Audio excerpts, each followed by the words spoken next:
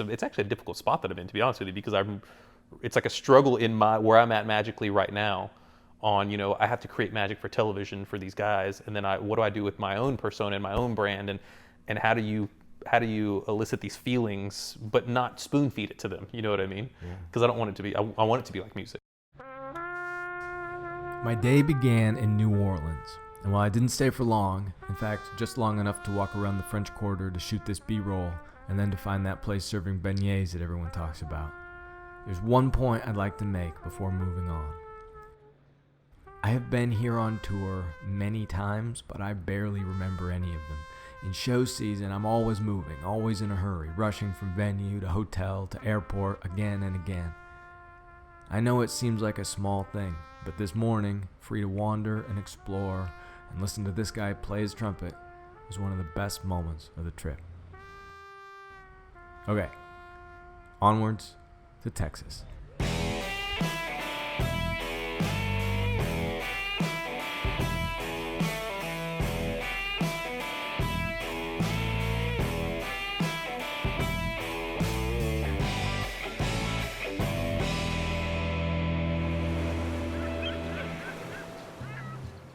I'm in Kemah, Texas, to speak with one of the greatest magicians in the world. He's an inventor and creator, right-hand man to superstars like David Blaine and Cyril, and some of his work has changed the way I think about magic forever. Ladies and gentlemen, Daniel Garcia. So I actually want to start by talking about your music. Oh, really? That's crazy. Just because I remember Is that on? Are we good? Yeah. Oh, yeah, let me just do one more idiot check. Yeah, good. We're going. I remember first seeing the Daniel Garcia project and learning that you did the music. That's crazy, yeah. And so I was in a similar spot because I was writing music and using it in my videos. What do you play? Piano and guitar. Self-taught? Yeah. That's awesome. For me, I always felt like with my music, I was chasing after the same thing that I was chasing after with magic. Really? And if I thought I could do it better with music, I would have done that, Yeah. But I just, magic was actually a better way of communicating. I'm curious, where your interest in music came from and how it has interacted with your magic. Man, that's a great question. I would have never thought you would have brought that up. Wow, that's amazing. I felt like magic at the time, like instructionals, were very cookie cutter and very just, it was always the exact same thing. And I'm not knocking that by any means, but I just wanted something that just was, I wanted it to be me. I wanted them to feel me. And I'm trying to hesitate saying different because that wasn't the push. Right. It was just more of a personal, I really wanted something. And so I used the music that I wrote because it meant something to me. And I also felt that it was somewhere, it showed kind of where I was for me later on in the future. It kind of showed where I was in my life also, you know what I mean? I can listen to the lyrics then and remember what I was going through at that time, which I think is magic, you know what I mean? I think those are kind of hand in hand. Without question. Yeah. We've all had that experience when you go to a band that you love. Yeah. And there's this transcendent moment Yeah, where they just blow the roof off the building. And for me, that was the same thing as magic. Yeah, it is magic. It's, maybe people they associate with music so easily because it's so personal to them. And maybe we should take a lesson of that with magic, right? Maybe we should look at how musicians take this kind of personal connection and how do we make that personal connection because what we do is incredible, man. Yeah. As magicians, that's an amazing, amazing thing to be. That's incredible. Who else can do that in the room? And I don't want to say you have the power, but you have the ability, I think it's maybe the ability to touch these lives in something that they don't see every single day, man. Right. That's a really amazing, amazing thing, man. And it's like an actual superpower. So, not doing the real magic. The real magic is the experience that you're giving. Yeah, exactly. Yeah, and I think that's what I fell in love. I think with magic. Obviously, at first it was the fact that there was these amazing things happening and that everybody was smiling. But for me, I distinctly remember sitting down and watching Copperfield and being man, these people, there's this overwhelming sense of just joy that's just pumping onto that stage. You know what I mean? Yeah. And I loved that. I thought that was incredible. I first learned about you when I bought Torn, and it was in a blue VHS. Oh, you brought with a hand label. Dang, bro, you brought one of the originals. Yeah, and it. It sort of ruined my week. Maybe Really? even my month. And here's why. Like, up to that Did point. it stink? There was a lot of Mexican food in that house when No, it was being no. made, bro. So it could have smelled like comino. So How old were you when that came out? Do you remember? 19 maybe? Yeah, okay. So we're about the same age. Mm-hmm. And up to that point, I had been doing, mostly other people's material. Mm-hmm. And it really, like, I loved it. I just loved it. Thanks, man. But it bothered me because here's somebody my age who has, like, this is his thing. Like, he thanks, didn't man. learn this from somebody else. He just dreamt this up and, wrestled it to the ground, and Thanks, here it is. man.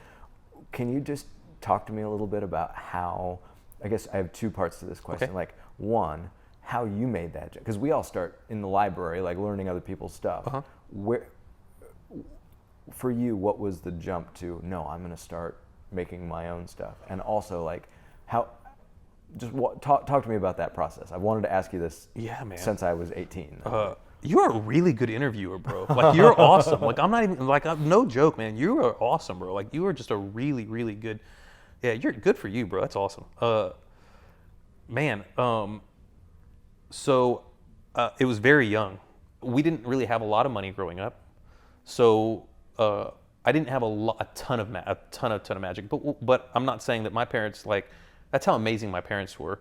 Is my parents would save up to buy stuff like this. You know what I mean? They would save up and they'd be like, we're going to give these kids, like, we don't have a lot of money. We're going to give these kids a good Christmas. They're going to get a good birthday. Wow. And it was mainly books. My parents would buy me a tar bill for Christmas and a tar bill for my birthday. And I couldn't get the next one until I finished reading the other books, one. Yeah, man, they're awesome. Yeah, it was awesome. They were really dope. And then I really liked reverse engineering. Like, I really, really enjoyed reverse engineering. I don't know. It made me feel proud. It made me feel accomplished. Yeah. It made me feel like my brain was doing, like I was working. You know what I mean? Yeah. Like I really enjoyed that feeling. So I would sit down and I would watch, and that's how I taught myself, like, Crazy Man's Handcuffs. Was I literally sat down and I watched Copperfield, and I literally went click, click, click, click, and that's what I would do. But for everything, so every trick, I would sit there and I'd be like, wow, that was awesome. The bad part of that is I also feel like that kind of ruined me as far as experiencing magic, because I feel like now, which I do get to, it's awesome now, but I feel like my brain tries to go into that immediately when I see something, automatically, which sucks, because I really want to experience it. I love experiencing magic. When I get that feeling where it's like, oh yes, there it is. You know what I mean? So to get back, sorry, tangent. So I started. I really loved reverse engineering. I really enjoyed that. And then it's just really weird, and because this is kind of the only thing that I really remember.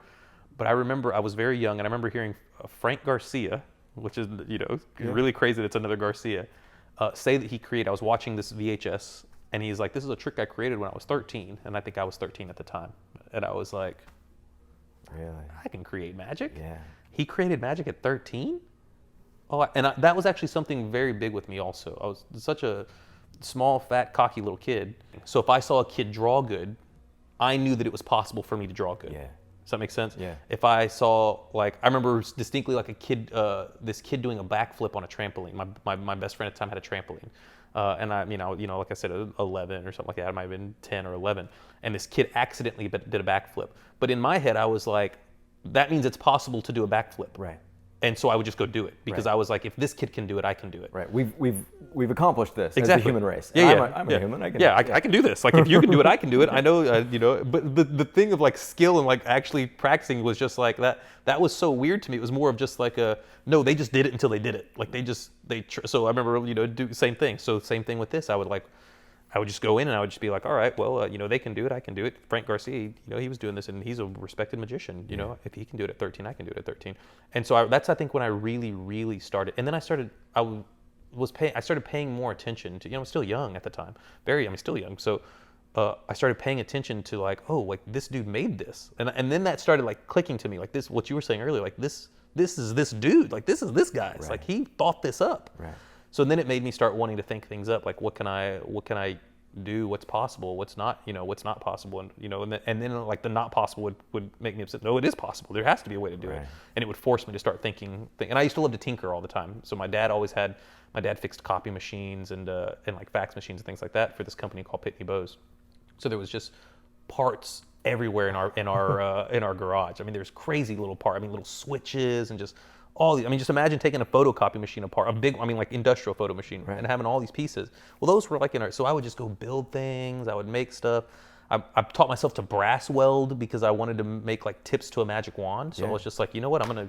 But there's no YouTube and all that stuff at the time. So right now, if I want to do that, I'm gonna be like brass weld. Right. Let me go do that. It was just trial and error for me. You know what I mean? Yeah. It's like, all right, well, let me try this. Let me see if this works. Let me use solder. Let me try this. Let me do this. And so, it wasn't always the most efficient way to do things, but I felt like it was me figuring things out. Yeah. I think that after doing Torn, there was a push where I was like, you know what? Like, this is what you do. Like, it kind of woke me up. Like, you create magic. It woke me up too. But You know it what I was mean? you doing it. Yeah. But this light just kind of went off, and I was just like, or a little fire, I should say, got started. And it was like, wait a minute, I can do this. Like, I could actually do this. And this is my career. I can create magic. I can, for me, for everybody, like I can just create magic. And I love doing it. And I think I'm okay at it, you know what I mean? And so that's what I did, man. That's incredible. It's awesome. I loved it. It has us here, right? It was awesome, bro. Yeah, that's right. Yeah, it's awesome, man. There's something you said that really resonated with me. You were talking about how you were just doing all of the things yourself. Like, you learned how to weld brass. Mm-hmm. And, one of the commonalities I've found between all great magicians, and this is true of every great magician I've ever met, is everyone is really good at getting better at things. Oh, yeah, That's just part of the job. Because you have to do it all at the beginning. Yeah, I feel like magicians, or a lot of magicians I know, are a lot of jack of all trades. Yeah. Right? I think that's a very common thing that people have. It's like I know myself, like I'm not amazing at a lot of things, but I can half-ass a lot of things. You know what I mean? And you could learn it if you need it. And if I need to be better at it, then I will. Then I know that I can be. There's not even a question of that part. You know what I mean? Right. And I find that being common with a lot of, like, exactly what you're saying, where it's like if a magician needs to do something, the dedication's already there. Like, there's this. Maybe it's just because of magic. I don't know what it is, but and I think part of it's that with magic, it's not like you learn one great secret that explains everything. Like, learning magic is really learning 75 different arbitrary, unique skills that you then combine that you have to just learn individually. Or ever learning skills, right? Right. There's like, you're ever learning. Like, you're always learning. I don't think there is I am now a master magician. I am now, you know what I mean? It's like you are like, every single day is something new. Hey, Daniel, guess what? I've arrived. Right. I got my certificate. Here it is, bro. It has it right here. Magic Castles, they approved it. That's right. Yeah, man. If you could go back and tell yourself when you were 13, like, here's something I know now that I didn't know then, what would it be? Like, what one thing could you share? Like, hey, 13-year-old Daniel, you're gonna need this, and you might as well know it now. That is a hard question. That's a very hard question. I'll tell you why I think it's a hard question first. I'm not trying to avoid the question. Because I feel like every choice that I have made has brought me to where I'm at right now. Sure. And I feel like I learned something from my past, just the way that I was, you know what I mean? And the way that, whatever it was, whether it be creating or performing style or anything, I look back, I saw some footage of me a while back that a buddy showed me, and I was like, man, you were really cocky. And I'm sure I'm going to watch this and be like, bro, you are coming off as very, very, very arrogant. I'll be sure of that. Yeah, exactly. Your voice sounds so sarcastic all the time. No, it doesn't.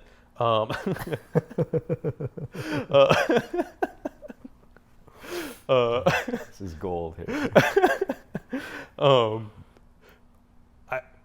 But honestly, I don't know, man. I feel like I look back, maybe it's just the headspace I'm in now, but I look back and I'm very, very happy with the way that things went down. So I don't know, I would just tell myself, like, have fun, bro. Yeah. Like, don't forget that. Like, do not forget, just have fun. Like, I mean, I know what I would tell them, and this is going to sound like it has nothing to do with what you asked me.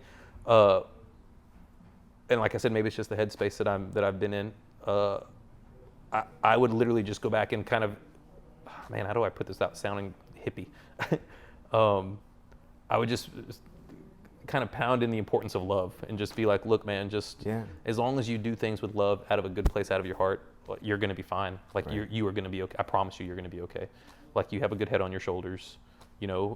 you're not completely batshit crazy. Like you're like that's a big thing. Yeah. And I think that's what I would say as well. Like, I think my message would be, you're right. Yeah. Like that thing that you're wondering if you should trust. Yeah, do it. You are right to trust it. Yeah, man. See, it will be okay. Exactly. Yeah. I mean, you nailed it. That's exactly how it is. I don't know. I think that I would just go back and I would just give myself a pat and just be like, you're doing okay, bro. Just just keep doing things that I love. Keep making decisions. Keep trying to make people smile.